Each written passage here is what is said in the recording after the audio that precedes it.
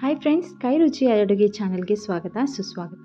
ಇಲ್ಲಿ ನಾವಿವತ್ತು ಬಂಗಡೆ ರವಾ ಫ್ರೈಯನ್ನು ಯಾವ ರೀತಿ ಮಾಡ್ಕೊಂಡು ಬರೋದು ಅಂತ ನೋಡ್ಕೊಂಡು ಬರೋಣ. ಇಲ್ಲಿ ನಾನು ಮೀನನ್ನು ಚೆನ್ನಾಗಿ ತೊಳೆದು ಕಟ್ ಹಾಕಿ ಇಟ್ಟಿದ್ದೀನಿ.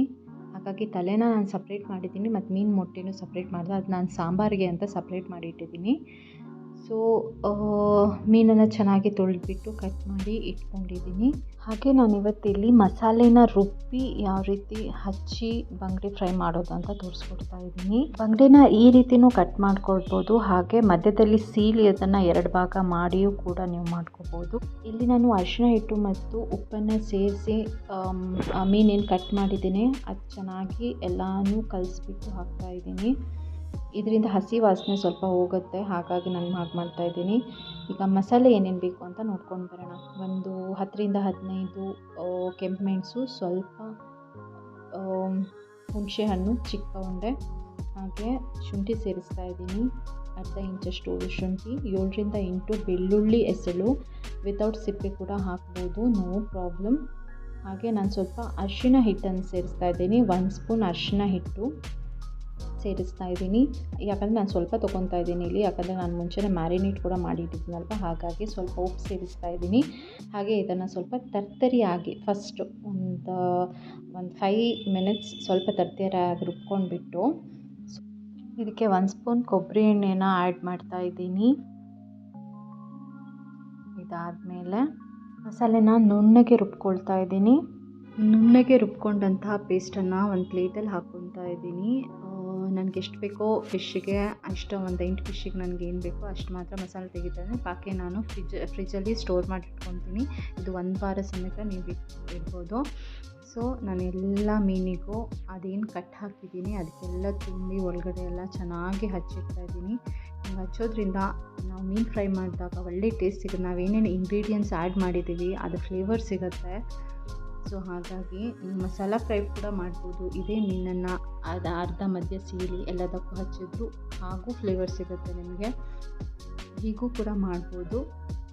ಸೊ ಎಲ್ಲದಕ್ಕೂ ಹಚ್ಚಿಡ್ತಾ ಇದ್ದೀನಿ. ತುಂಬಾ ಚೆನ್ನಾಗಿರುತ್ತೆ. ನೀವು ಒಂದ್ಸರಿ ಡೆಫಿನೆಟ್ಲಿ ಈ ರೆಸಿಪಿನ ಟ್ರೈ ಮಾಡಲೇಬೇಕು. ಕಮೆಂಟ್ ಸೆಕ್ಷನಲ್ಲಿ ತಿಳಿಸಿ ನನಗೆ ಹೇಗೆ ಬಂದಿತ್ತು ಇದನ್ನಂತ. ಸೊ ಎಲ್ಲದಕ್ಕೂ ಈ ರೀತಿ ಹಚ್ಚಿಬಿಟ್ಟು ಒಂದು ಅರ್ಧ ಗಂಟೆ ಬಿಡ್ತಾ ಇದ್ದೀನಿ ಹಚ್ಚಿಟ್ಟು. ಈ ರೀತಿ ಎಲ್ಲ ಹಚ್ಕೊತಾ ಇದ್ದೀನಿ. ಅರ್ಧ ಗಂಟೆ ಬಿಟ್ಬಿಡಿ. ಸೊ ಒಳ್ಳೆ ಮಸಾಲೆದಾಗುತ್ತೆ, ಆ ಫ್ಲೇವರ್ ಸಿಗುತ್ತೆ ನಿಮಗೆ ತಿನ್ನಬೇಕಿದ್ರೆ. ಸೊ ಇವಾಗ ನಾನು ರವೆ ಹಚ್ಕೊತಾ ಇದ್ದೀನಿ. ಎಲ್ಲದಕ್ಕೂ ಒಂದೊಂದೇ ಮೀನಿಗೆ ಎಲ್ಲ ಕಡೆ ತಾಗೋ ಹಾಗೆ ಹಚ್ಕೊತಾ ಇದ್ದೀನಿ. ಆ್ಯಕ್ಚುಲಿ ಉತ್ತರ ಕನ್ನಡದವರು ತುಂಬ ಮಸಾಲ ಫ್ರೈಗಿಂತ ರವಾ ಫ್ರೈ ತುಂಬ ಇಷ್ಟಪಡ್ತಾರೆ. ನನಗೂ ಸಮೇತ, ನಮ್ಮ ಮನೆಯವರಿಗೂ ಅಷ್ಟೇ ರವಾ ಫ್ರೈ ಅಂದರೆ ತುಂಬಾ ಇಷ್ಟ.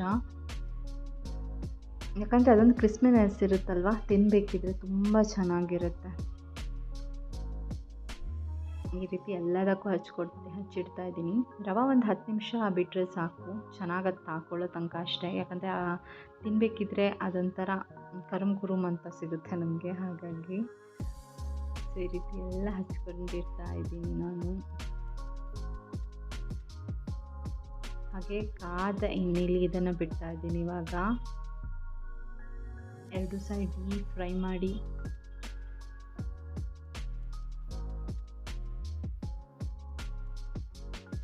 ಡೀಪಾಗಿ ಫ್ರೈ ಮಾಡಿ.